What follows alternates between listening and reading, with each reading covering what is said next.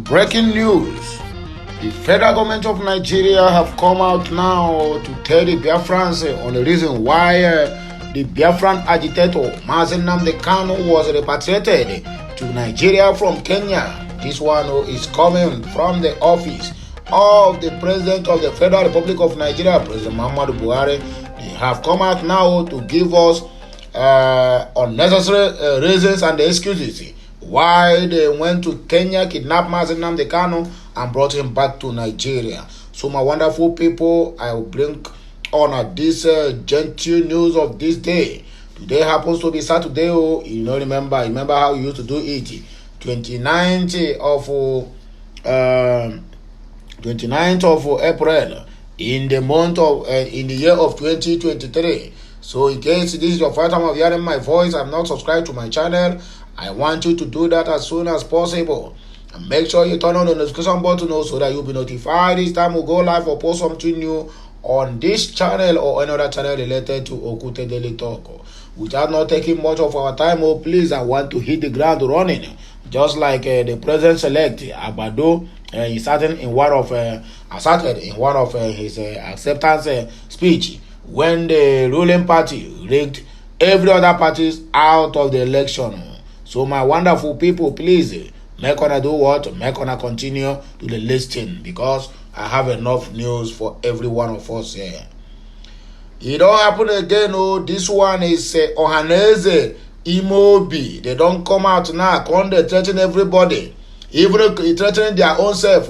You know what they said? Why hear the new headlines now? They said, no force can stop your swearing in. We will support you. Ohaneze Imobi. Tutunumbu. Saboteurs everywhere. It don't happen again. Atiku Camp don't come out now to react as the federal government of Nigeria where they don't they promise us fuel subsidy no go there again. Even they don't go to IMF or to World Bank go borrow $800 million where they want take a share to 50 million poor Nigerians where no go fit stand the removal of the fuel subsidy.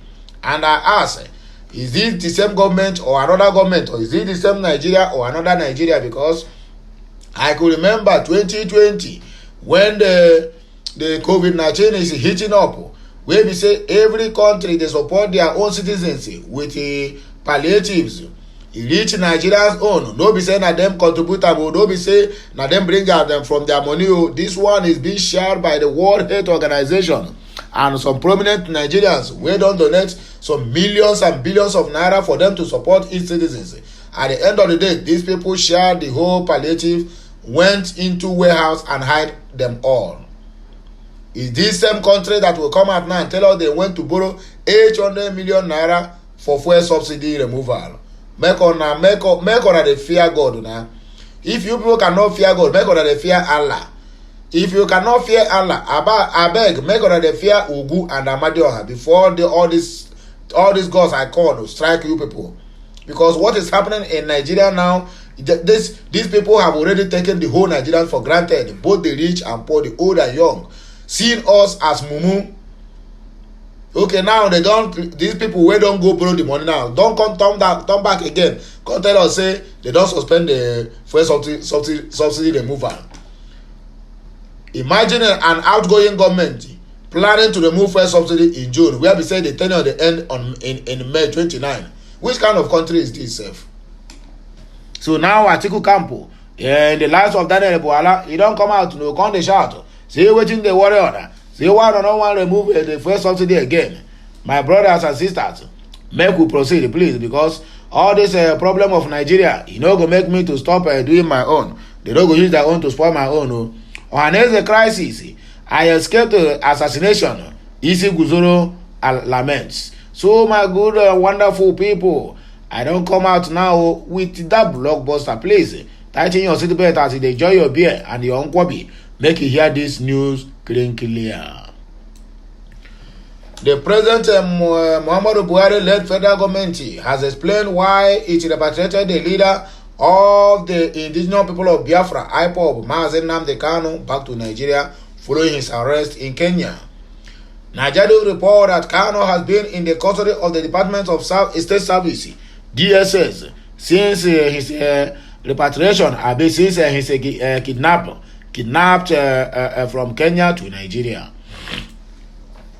The federal government, in an amended notice of appeal before the Supreme Court, marked SC/CR 136/2022, said the Biafran agitator was subjected to extraordinary rendition from Kenya so he could continue his ongoing trial in the country. Recall that Kanu was arrested on Sunday, June 27, 2021 by the collaborative efforts of security services. So you people can arrest, but designing Alex Namadeke almost sold the whole Nigerians, and she's still in the UK enjoying her life. Why you people have not go there to arrest her to come and continue with her court case? Where we say most of her properties have been seized. Nigeria. If you don't get out for Nigeria, my dear, forget it. You don't get anybody, forget it, because this country can never work again. Can never. And I said it without no iota of regret. This country can never work again. However, the appeal court was against the October 13, 2022 judgment of the Court of Appeal in Abuja, where it held that Kanu's extraordinary rendition from Kenya to Nigeria robbed the trial court of its jurisdictions to try him on the 7-count charge on which he was being tried before the IPOB leader absconded. In the 13th ground amended notice of appeal filed by David Kaswe of the Federal Ministry of Justice, the federal government argued that the appeal court held when they held that the extraordinary rendition of Kanu robbed the trial court of the jurisdiction to hear the pending charges before the court, even before the respondent illegally jumped bail and absconded. Kanu was standing trial on a 5-count charge preferred against him by the federal government. In the course of proceedings, he illegally jumped bail and absconded from Nigeria. The respondent was only returned to Nigeria to continue his trial before the court. It said the federal government accused the appeal court of failing to consider the illegality of Kanu jumping bail and his refusal to make himself available for trial, which necessitated his return to Nigeria. And I asked the question, can the body stand the trial? You release him and let him to wait for the court case. The next thing you people do is to send the Nigerian military soldiers fully armed and call it Operation Python dance in his own father's house. You people went there to murder him. He escaped with his life, and you expect him to be in Nigeria so that he can be killed. Nigeria, I pity this country. A great nation for that matter. The federal government accused the appeal court of failing to consider the illegality of Kanu jumping bail and his refusal to make himself available for trial, which necessitated his return to Nigeria. Meanwhile, the Supreme Court okayed the federal government to file 9 grounds of appeal. A 5-man panel of the Apex Court led by Justice John Okoro granted the federal government permission for the appeal. No force can stop your swearing in. We will support you. Ohaneze Imobi tells Tinubu. Saboteurs everywhere. You people have sold your conscience. The Ohaneze Ndi Igbo Imobi on Saturday declared that no force on earth will stop the swearing in of the President-elect Bola Tinubu on the May 29th. Imobi, which is Ohaneze's highest decision-making body, said the organization will give Tinubu the maximum support towards ensuring that his administration succeeds. It was reacting to a faction of the Ohaneze that it would not recognize Tinubu as the president-elect over his refusal to include Igbos in his transition committee. Speaking through the Ohaneze Secretary General Okechukwu Isi-Guzoro, the body said that it recognizes Tinubu as the president-elect of Nigeria and will support him after his inauguration. Chatting with the Daily Post, Isi-Guzoro said some people are making an unauthorized statement that they don't recognize Tinubu as the president-elect, but let me make it categorically clear that those statements are coming from unpatriotic elements that have been suspended from the Ohaneze Ndigbo. Ohaneze will participate fully in the inauguration of the president-elect. It is unpatriotic for anyone to use the name of Ohaneze Ndigbo to say that a man who was declared the winner of 2023 presidential election would not be recognized by the Ndigbo. Ndigbo fully recognizes the president-elect, vice president-elect, Shetima, and we will continue to give them maximum support until a court of competent jurisdiction says otherwise. We will not allow the people who made Ndigbo enemies of Buhari in 2015 to lead us into another tight situation where Igbos will be portrayed illegitimately that we are against or will not recognize the president-elect, which is not the position of Ohaneze Ndigbo. Ndigbo are progressive-minded, economically oriented, and will continue to support any government at the center. Those trying to pick quarrels on behalf of Ndigbo against Tinubu will not succeed because we are partaking in the inauguration at the Ego Square, and there's no force on earth that will stop the president-elect from being sworn in. Tinubu should not listen to those not speaking on behalf of Ohaneze Ndigbo. We will continue to support and give him maximum support and ensure that his government succeeds. The Imobi Ohaneze has never authorized anybody to speak against the president-elect. Imobi has fully identified and will support whoever won the presidential election. Ohaneze is not an enemy of the president-elect and will not allow anybody to make an unfounded statement that Ohaneze does not recognize Tinubu. So, my people, I don't hear them now. When I don't hear as on our people that they take back by their self. Ndị Igbo enweze, Igbo enweze, Igbo gịnị, Igbo enweze. Ndị na-agba apịa, ndị nke ọzọ na-agba ogene. At the end of the day, you come out and tell me Igbo love themselves. When they forget it. This one now, where they call Isi Guzoro, he don't go collect the Ghana must go of money now and begin to talk from different side of his mouth. Saboteurs everywhere, betrayers everywhere. The camp of the People's Democratic Party PDP presidential candidate Atiku Abubakar had reacted to the suspension of fuel subsidy removal by the federal government of Nigeria. Nigeria earlier reported that the National Economic Council, headed by Vice President Yemi Osibanjo, on Thursday recommended the suspension of petrol subsidy removal until further notice. The Minister of Finance, Budget and National Planning, Zainab Mohammed, made this known while speaking to the journalists after the valedictory NEC meeting at the Presidential Villa, Abuja. Ahmed said all preparatory plans with various segments of government, including states and the incoming administration, should be intensified, adding that the subsidy regime must be removed eventually as it is not sustainable. She added that the council agreed on the need for continual discussion on the issue together with the states and the representatives of the incoming administration, which requires more preparatory work.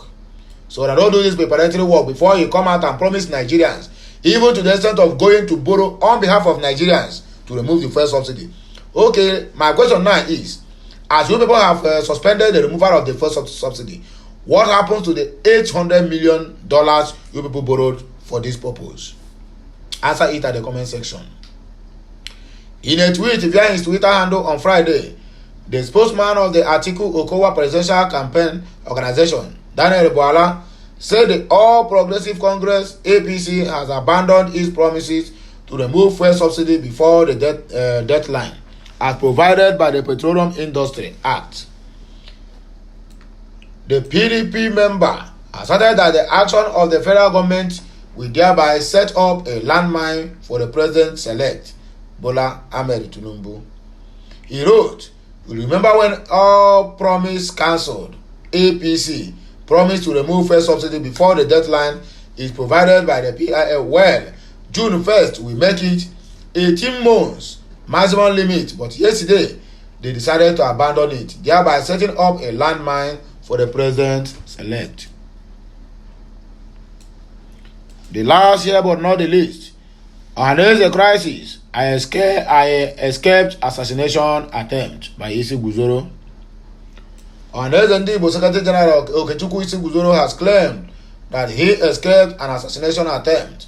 Isi Guzoro, who belongs to a faction of the organization, said the incident happened along Enugu-Port Harcourt Expressway on Friday evening.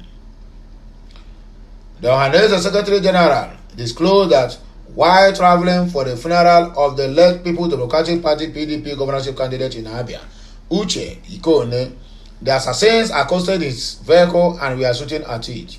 And you did not die. Igurode Shina. Isi Guzoro claimed the unknown gunmen, however, stopped on approaching a military checkpoint around Isiako Junction. He urged those behind the attempt to his life to desist.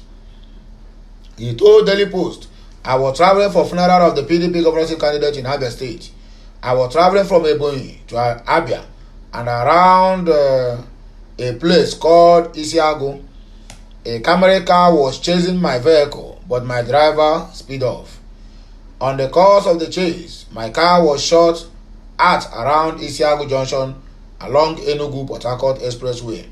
We ran into a military checkpoint consisting of a joint team. They were alerted and the cameras swerved and returned to the local road. We reported the incident to the security agents and continued our movement to Abia State. The attempted attack sent a lot of panic into my being. I don't know who they were or why they were after me. Irrespective of the panic they created, I have no fear because I believe in God." Yeah. Jesus Christ. Nwa Chukwu, you believe in God.